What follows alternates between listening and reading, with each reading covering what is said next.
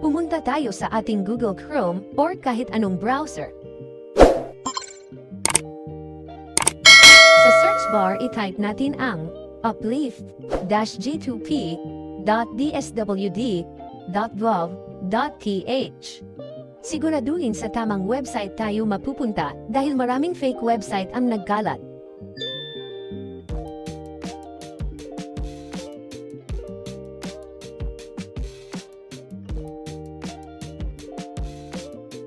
Pagpasok natin sa site, bubumad sa atin ang privacy notice. Pindutin lang natin ang continue.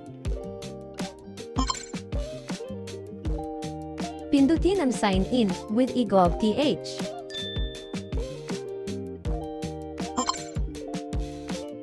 Dito ilalagay na natin ang ating email address or pwede rin ang ating cellphone number na nakaregister sa ating eGov.th.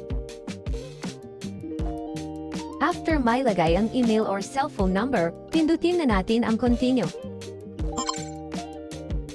Dito ilagay na natin ang OTP na sinend sa ating email or cellphone number.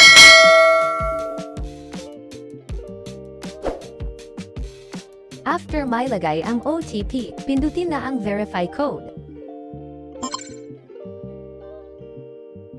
Dito ilagay na natin ang ating 6-digit MPIN ng ating eGov.th. At pindutin ang sign in. Pindutin ang accept and continue. Ngayon naman kailangan na natin maglagay ng ating financial details para dyan na mismo isesend sa atin ang cash assistance. Piliin lang natin dito kung GCash, Land Bank, at iba pang bank at e-wallet.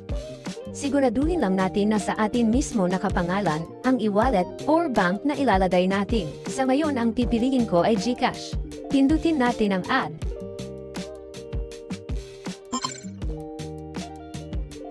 Ngayon nilalagay na natin dito ang number ng ating GCash.